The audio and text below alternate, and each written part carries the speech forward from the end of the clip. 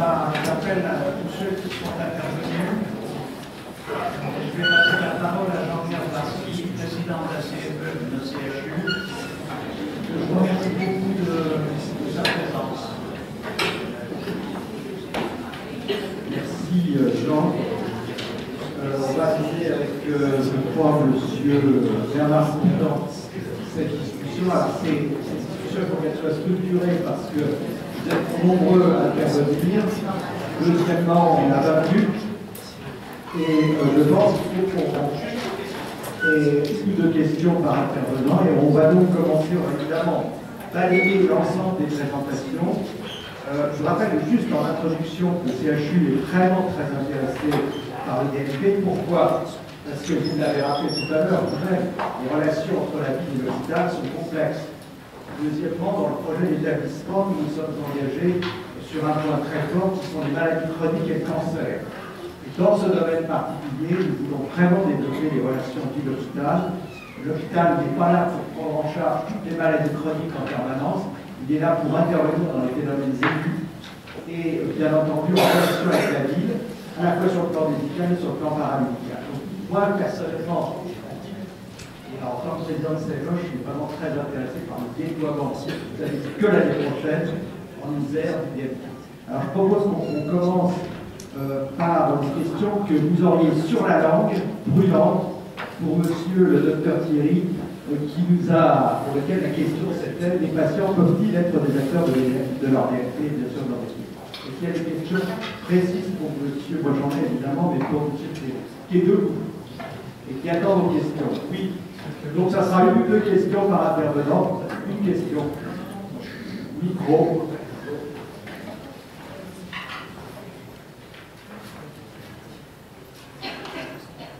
Bonjour, Jérôme Payot, je suis président d'une association qui s'appelle CEF-Rhône-Alpes et accessoirement je suis en formation aux patients experts auprès de l'université du bassin de Rhône. Ma question d'ailleurs s'adresse peut-être à une des deux personnes. La dématérialisation des dossiers, je pense qu'elle est très importante pour beaucoup de patients, on l'a dit, ça évite de raconter sa vie plusieurs fois, c'est très bien. S'il y a des garanties de sécurité, ça peut apprécier quelque chose dont on n'a pas de doute. Et d'ailleurs, de toute façon, que ce soit toujours les patients qui soient systématiquement les seuls freins au déploiement, que ce soit DP ou DNP. Ça peut être aussi bien les soignants des points techniques. Moi, j'ai deux réactions par rapport au dernier exposé avant. Déjà, on voit bien l'exposé de ce Thierry. Oui. C'est des questions à M. Thierry qu'on souhaite que vous posiez. D'accord, oui, ok. Donc les patients avec DNP, ça rejoindra parler aussi. Donc deux réactions. La première, c'est qu'il y a beaucoup de cycles qui sont utilisés, et que ce n'est pas toujours évident pour les patients de s'y retrouver, et ça, je pense que ça concerne tout le monde. Et ma question précise, on dit souvent que le patient est au centre, et c'est bien. Dans la réalité, je pense que ce n'est pas toujours évident pour le patient de se retrouver dans tous ces points-là. Qu'est-ce qui est fait de manière concrète pour sensibiliser, informer le patient de l'utilité et des bénéfices, que ce soit du DP ou du DNP? Je crois que c'est une question importante. Qu'est-ce qui permet actuellement de sensibiliser les patients? Vous avez un micro.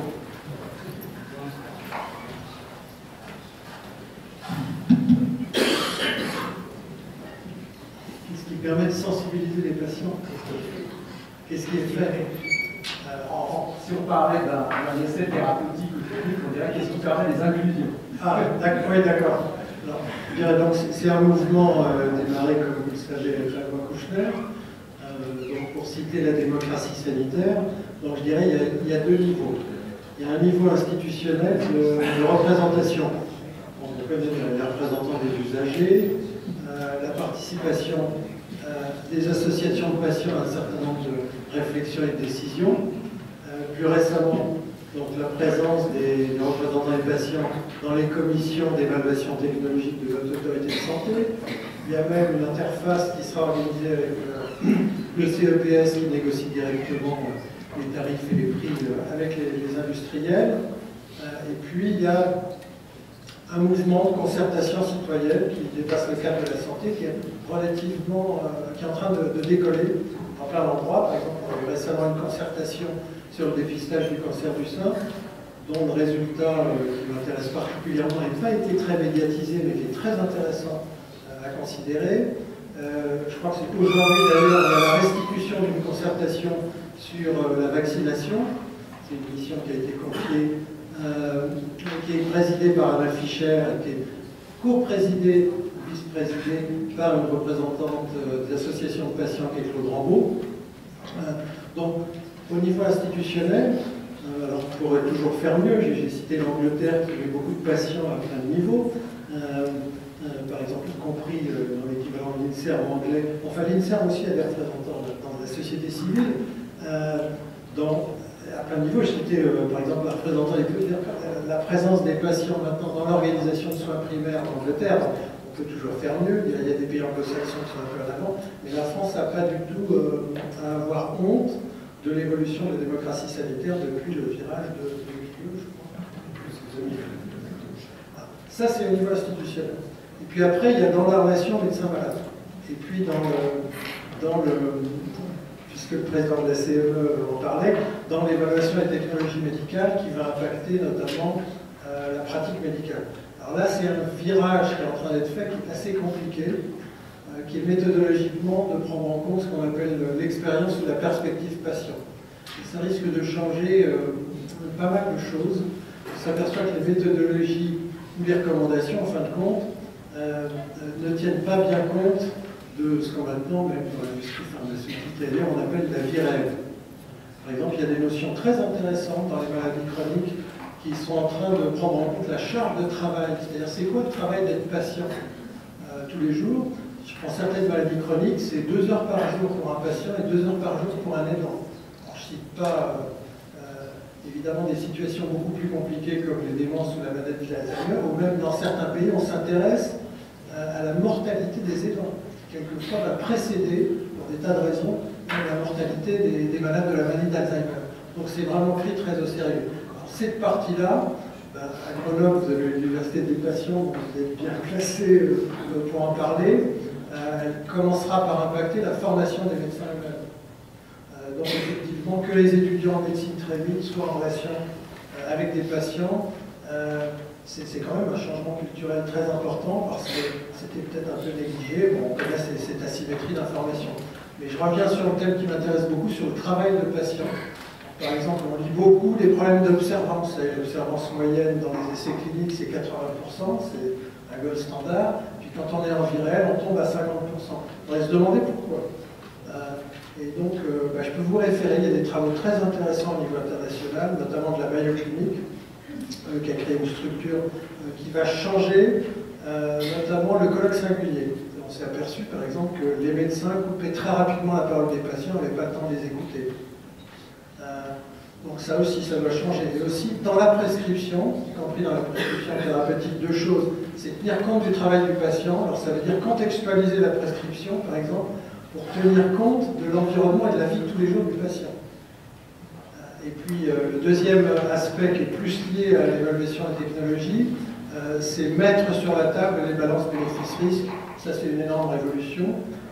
J'ai parlé du dépistage du cancer du sein qui, si on prend les résultats et les conclusions de la concertation citoyenne, devrait déboucher sur une décision individuelle. Le patient étant bien informé de la balance des risques, alors qu'aujourd'hui, on sait que l'asymétrie d'information, c'est qu'on a survendu ce dépistage. Ça pourrait être appliqué aussi bien à d'autres dépistages, mais il n'y a pas le temps de développer ici. Donc, amélioration de la communication et transparence de la communication sur les avantages et sur les risques des traitements. Je vais donner plein d'exemples, mais je m'arrêterai là. Donc, c'est une évolution quand même assez profonde, nature épistémologique et systémique, qui doit s'accompagner par la mise à disponibilité des outils, que ce soit le DMP, le portail ou d'autres, qui fait qu'on va progressivement vers un partage de l'information. Alors, ce ne sera pas idéal, on sait que l'asymétrie restera, donc il faut accompagner les patients, les aidants peuvent jouer un rôle, les professionnels peuvent jouer un rôle, et puis je terminerai aussi en citer aussi, c'est dans l'intégration des soins, ce que j'ai oublié de dire parce que c'était totalement illisible, c'est fusionner les enveloppes sanitaires et sociales pour la prise en charge des maladies chroniques et des personnes âgées, qui est sans doute un virage qu'il faudra prendre, ça sera plus ou moins rapide, mais dont on peut imaginer les bénéfices dans certains pays qui ont commencé à contextualiser la décision médicale dans une décision partagée qui prenne en compte l'environnement du patient, sa vie de tous les jours, la charge de travail du fait d'être malade et ses préférences individuelles. Donc reconsidérer aussi très certainement la prise en charge de la fin de vie. Non, c'est pas grave, je pense que c'était facile. Je rebondis juste sur un aspect que vous avez donné à parler aux industriels. C'est vrai qu'on sent actuellement un virage par rapport aux essais thérapeutiques, parce que tout était basé souvent sur les essais de phase 1 ou 3. On voit que maintenant, on a vraiment besoin de données de vie réelle. Les commissions obligent, je ne sais pas quel est le département, le domaine que je connais le mieux, c'est les essais virales, et on voit qu'on nous demande vraiment des données de vie réelle pour arriver à la commission de transparence au prix, etc., etc. Donc aller plus loin que les essais de phase 3. En effet, on est tout à fait conscient aujourd'hui que les données en vie réelle, c'est le nouveau mouvement et que c'est les exigences de nos autorités et on travaille énormément là-dessus. Alors, y a-t-il encore une question pour M. Thierry ou bien des questions sur les outils régionaux de parcours ou les expériences de CHU?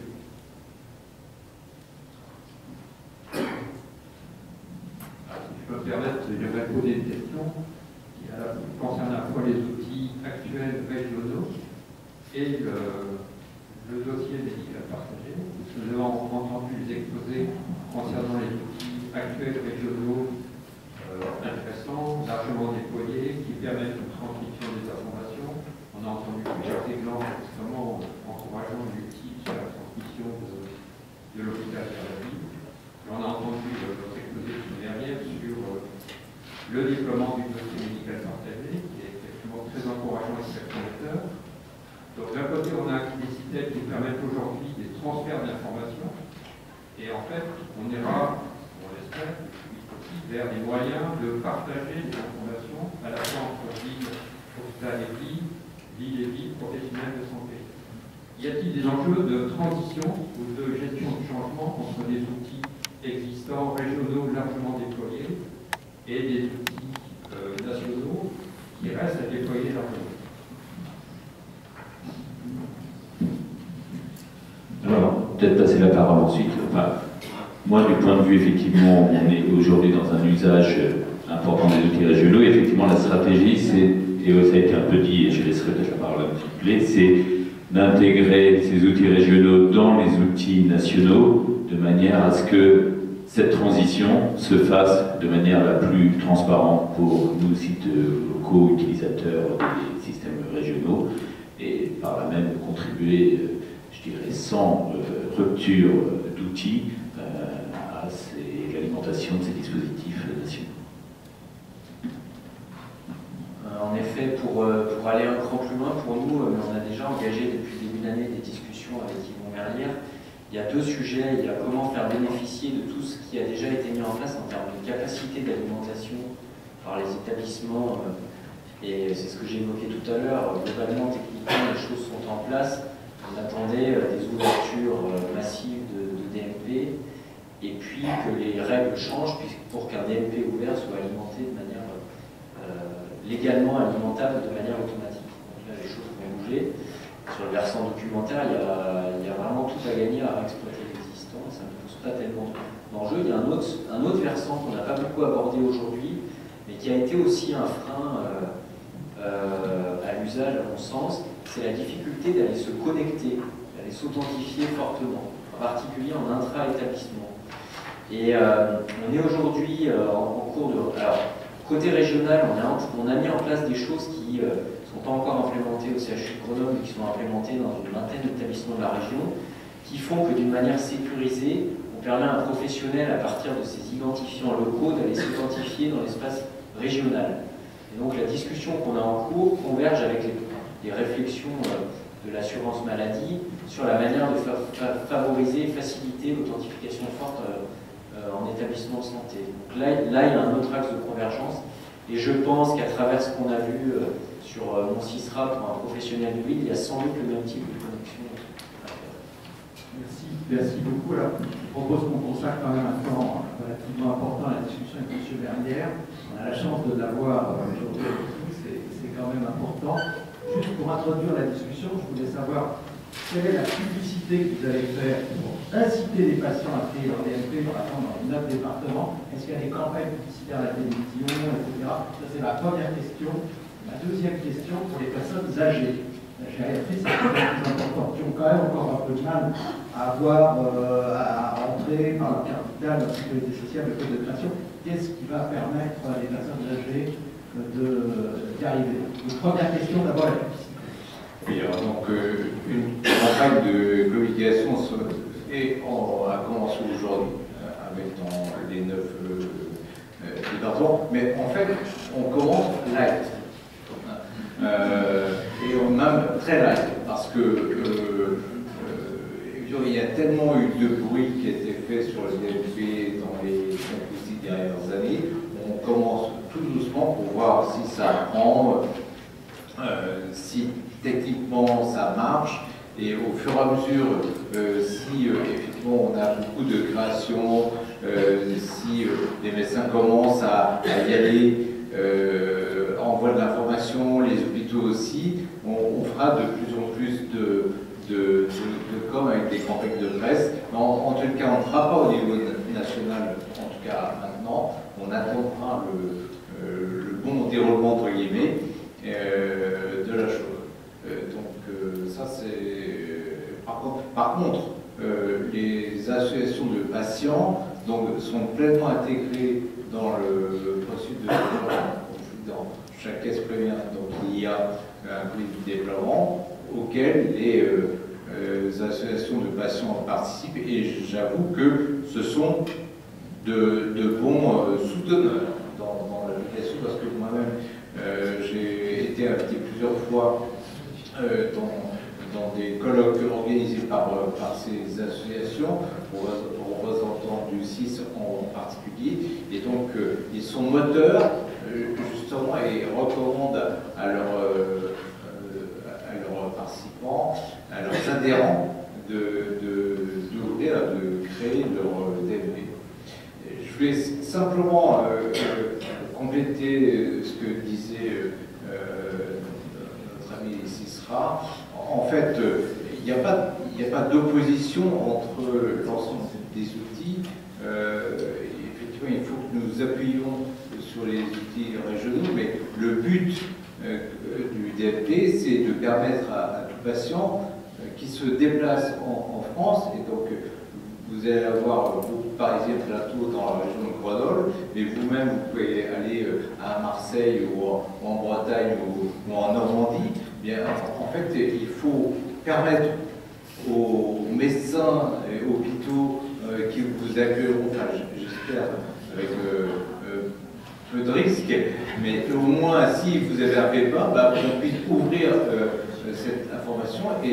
Et ce qu'on travaille avec CISRA, c'est justement de bénéficier de l'information qui est véhiculée dans CISRA, le mettre dans le DMP, comme ça, lorsqu'un patient de la région Rhône-Alpes-Auvergne se déplacera à Marseille, à Brest ou à Lille, ou à Paris, déjà, bien, il est cette information qui l'accompagnera, parce que l'information régionale reste au sein de la région. Et le DMP, ça a un but justement de travailler au niveau France entière, même si nous travaillons à l'heure actuelle avec la Commission européenne pour mettre des échanges lorsque le patient français va à l'étranger, que le médecin ou l'établissement étranger puisse accéder à une partie du DMP qui est le volet de synthèse médicale. Merci de cette précision. Y a-t-il encore des questions? Oui, il y en a deux au fond. Oui, bonsoir M. Merrière, merci de votre présence à Grenoble. Parmi toutes les questions qu'on aimerait vous poser et qu'on vous posera, j'en sélectionne deux pour être rapide parce que la soirée avance. La première, votre début d'intervention, vous avez voulu rassurer l'assistance, en particulier sur le point du devenir des données médicales. Vous avez clairement indiqué que les données ne seront pas dans la caisse à la CNAM, mais qu'elles seront chez un hébergeur de données de santé agréé. C'est entendu. Reste aussi à savoir quelle sera la convention exacte que vous passerez avec cet hébergeur, parce que fera cet hébergeur de ces données? C'est la première question que mes confrères me posent lorsque je leur parle du DNP. La deuxième question intéresse aussi beaucoup mes confrères et intéresse aussi monsieur le directeur de la Caisse d'assurance maladie de l'Isère, c'est qu'on voit bien au cours de toute cette journée que ce thème du dossier médical génère une masse d'informations médicales que je considère comme considérable. Or, cette masse-là aura des difficultés d'exploitation. Or, vous savez, du côté des médecins, nous parlons déjà depuis pas mal de temps de la nécessité d'une fiche de synthèse. C'est-à-dire qu'il faudra impérativement que ce dossier médical comporte une fiche de synthèse. Restera donc à vous demander qui sera le mieux placé pour faire cette fiche de synthèse et quelles dispositions, en particulier d'organisation de nomenclature et autres, la Caisse d'assurance maladie prendra pour rendre possible la création de cette fiche de synthèse qui, elle seule, permettra une exploitation rationnelle du DNP. Alors, sur le premier point, donc il y a plus que une convention, il y a un marché à part entière, et donc qui est interdit. Et en plus, ça fait partie des conditions d'agrément où l'hébergeur ne peut pas échanger, commercialiser les informations. Donc, et sinon, ça se voit, on contrôle ça régulièrement. Il n'y a pas de... Voilà, enfin, une boîte qui aujourd'hui c'est Santéos, si on dit que Santéos utilise de façon frauduleuse des informations, ce sera très mauvais pour l'image de marque de cette boîte. Je crois qu'aucune boîte ligne de son ne se permettra de faire de tels écarts. Par contre, donc, sur le deuxième point sur la synthèse, effectivement, alors, premièrement, les données le DNP aujourd'hui n'a pas de risque d'obésité. Donc, on est plutôt pendant 2-3 ans à réclamer des données. Mais pendant ce temps, effectivement, nous allons travailler avec des médecins pour voir le type de synthèse qui peut être organisé. Nous travaillons déjà avec des expériences qui sont en cours avec l'Institut Curie de Paris en particulier, qui ont mis en place un DPI depuis longtemps et qui ont des documents, des dossiers très longs et qui sont en train d'expérimenter des notions de synthèse. Donc ce sont des travaux que nous allons commencer l'année prochaine avec des médecins pour voir comment nous allons appliquer ce genre de choses. Mais en tout cas, le besoin n'est pas utile tout de suite, mais en tout cas, il est en prévision. On va prendre une question de la salle, je crois qu'il y en a une seule, juste en effet, d'abord, parce que selon les indicateurs, les données massivement santé, et beaucoup de sortes de lutte contre le cancer, d'ailleurs, il n'y a pas que, hein. Gustave aussi va le faire aussi, et probablement sans plus on verra. Donc on prend encore une question de la salle. Ma question, ça M. Maire hier. On constate avec satisfaction qu'effectivement, la question de la participation citoyenne est en train, au bout de 15 ans, d'entrer dans les questions de santé. Ce qui se passe en matière d'urbanisme, de déplacement depuis des décennies, depuis 40 ans, je dirais que c'est positif. Moi, j'ai une question. Dans la loi, il est dit le DNP se crée à la demande de la personne. Bien. Ça veut dire qu'il y a des personnes qui peuvent refuser. Bien. Piste écartée, de façon claire énoncée, pour l'instant, ça n'a pas de conséquences sur le remboursement des soins. Pour l'instant. Moi, la question que je me pose, c'est quelles sont les deux questions en une, c'est une fois qu'on a créé un tel dossier, peut-on décider de le fermer, de le supprimer? Et seconde question, qu'est-ce qui nous garantit que cette piste, pour l'instant écartée, quand on entend des propositions de réforme de la sécurité sociale, dans le courant de ce mois, qu'est-ce qui nous garantit qu'il n'y aura pas cette solution, avec une conséquence simple, comme ce qu'on observe actuellement dans le champ social, c'est ce qu'on appelle le non-recours. Vous avez actuellement 4 milliards d'euros qui dorment parce que les gens ne demandent pas les RSA. Est-ce que ça ne conduit pas à fabriquer une manière de résorber le déficit de la sécurité sociale? On va avoir des dispositifs de contrôle qui a pour conséquence qu'une partie des gens va décider de sortir. Donc, on va augmenter les risques sanitaires comme collectifs, parce que la contrepartie de la sécurité sociale sera un contrôle accru de sa une forme d'atteinte à la liberté individuelle, donc on va fabriquer des gens en dehors. Alors, chose très simple, tout patient qui a créé un DMP peut le fermer à tout moment. Donc, et les données, par contre, sont conservées pendant 10 ans, le temps d'éventuel recours judiciaire. Donc, c'est le temps qui est... Mais tout patient, à tout moment, peut demander la fermeture de son DMP. Par ailleurs, l'interdiction du lien entre l'ouverture d'un DMP et le remboursement est écrite dans la loi. Donc c'est la loi aujourd'hui, la loi de janvier dernier dit, il y a un an, je ne sais plus quel est l'article, il n'y a pas de lien entre le niveau de remboursement et l'ouverture ou pas d'un DMP. Donc en fait, c'est le Parlement qui est, et donc nous, derrière, qui sommes garants de cet aspect. Merci, je vais donner la parole aux patients. Je crois que M. Delis voulait intervenir, peut-être poser des questions à M. Bernier. Une question relativement courte. Oui, une question relativement courte. En fait, les patients sont très partie prenante, et l'université des patients qu'on représente ici également. Pour la mise en place dans l'Isère, moi, il y a deux questions qui m'interpellent, parce qu'effectivement, ça fait partie un peu de notre quotidien. On s'aperçoit que chaque fois qu'on demande à des patients de remplir des documents, ils sont toujours en grande difficulté. Est-ce que vous pensez qu'on aura forcément les associations, l'université des patients et peut-être aussi les médecins, un rôle d'assistance? Est-ce que vous prévoyez quelque chose pour cette assistance? Dans tous les cas, avec M. Perrière, il sait que nous collaborerons dans ce sens-là.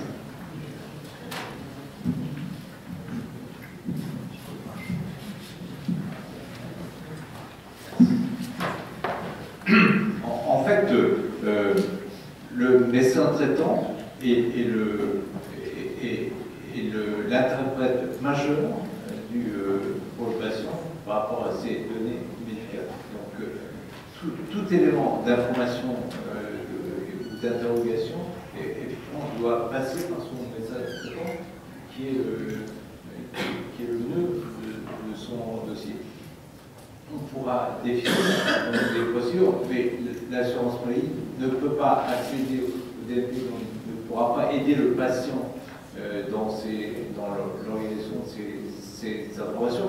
Par contre, elle aidera le patient dans la création de son DMP, mais par contre, pour l'utilisation et les interrogations, c'est à créer en Je pensais surtout au moment de la création. Au moment de la création, il n'y a aucun problème. Les caisses d'assurance maladie sont formées pour aider le patient. Donc ça, c'est opération sans problème.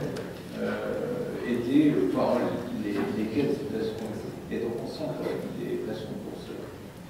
Monsieur le Président, intervenir relativement court, je crois qu'il y a encore une question à faire. Il y a plusieurs réflexes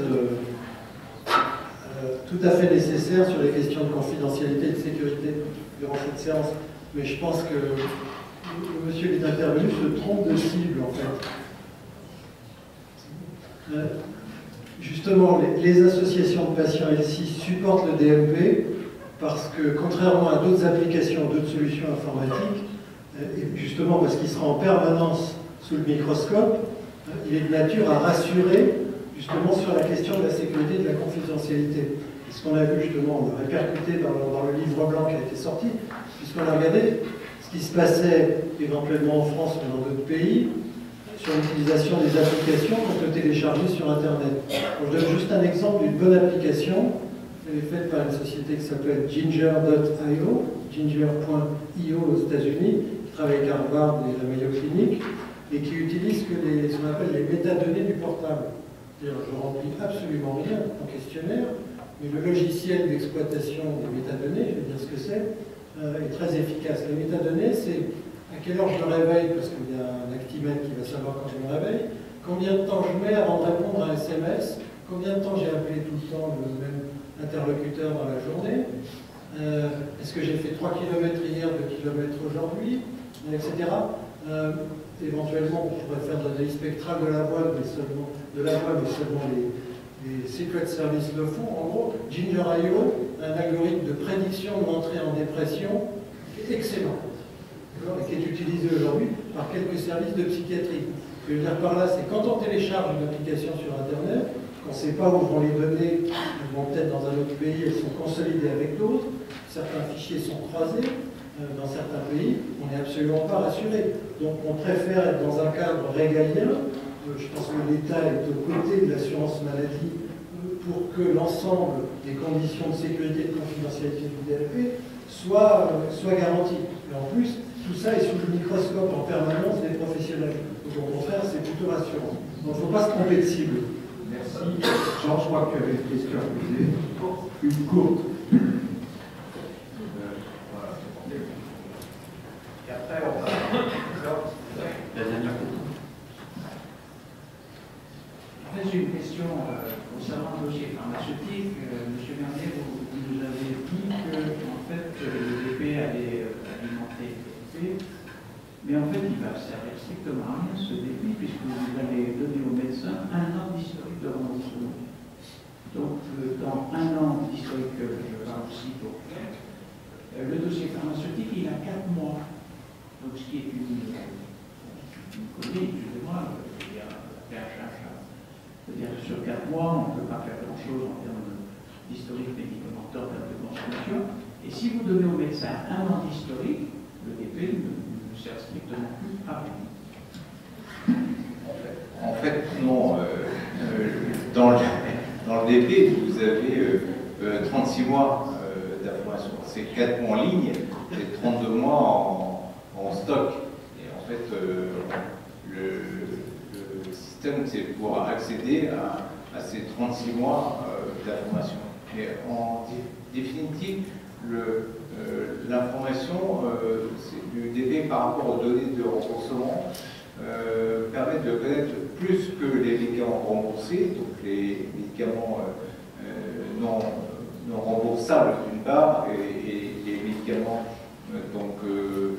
d'autoconsommation. Donc ça donne une image un peu plus profonde. Et d'autre part, effectivement, l'historique de l'alimentation est plus rapide dans le DP parce que en fait, le DP est implémenté dès lors que vous achetez, que vous mettez la carte vitale, alors que les données de remboursement, en fait, vous avez un temps d'attente en moyenne de 5 jours avant que l'information apparaît dans l'équipe d'assurance médicale. En fait, on va faire cette expérimentation, mais directement, les données du DP sont un peu plus riches que les données de remboursement dans un premier temps.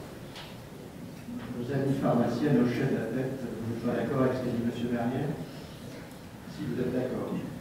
Si, tout à fait, c'est 2 bons arguments, la rapidité et puis la pertinence et l'automédication, parce que ça, c'est pas remboursé. Et puis de toute façon, c'est vrai que le médecin qui prend en charge le patient à un instant donné, il n'a pas besoin de l'aller regarder il y a 1 an, enfin, sauf exception sur des historiques précis.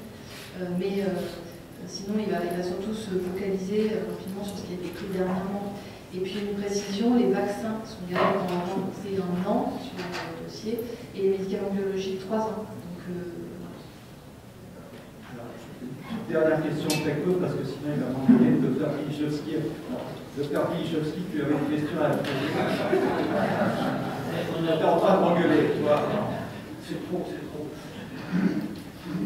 Voilà, j'ai compris que vous faites le but, M. Bernier. Donc, je continue les questions. Je n'ai pas bien compris dans vos explications quel va être le rôle de l'assurance maladie quand ils auraient fini les spécifications, quand le DLP sera sur les rails. Quel rôle jouera l'assurance maladie dans l'exploitation du DLP? Mais l'opération ne sera jamais finie parce que vous aurez l'imagination étant, en fait, déjà, si vous voulez, dans l'évolution des fonctionnalités du DLP aujourd'hui, on a un moment pour 2-3 semaines de travail. Et en fait, on verra avec l'utilisation future, il y aura d'autres développements, d'autres rapports à ça. Donc, en fait, c'est une partie infinie qui s'ouvre. Il y avait simplement une demande. Oui, non, je crois que c'est une belle conclusion de dire que c'est une demande infinie.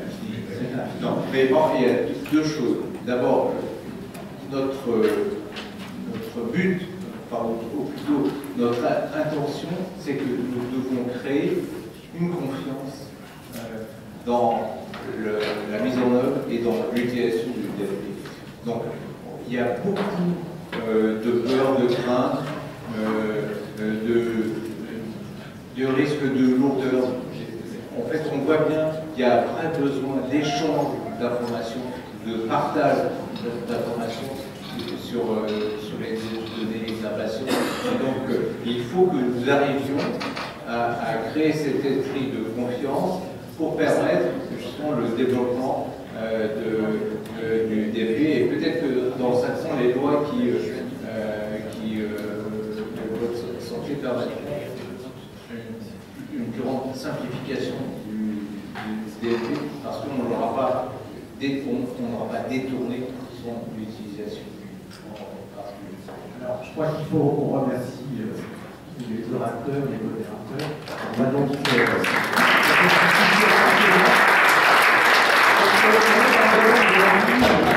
les questions et l'infini du DLP. Et donc, on va laisser la parole à Raymond Merle et à Jean-Paul Narek pour conclure, pour faire la synthèse de cette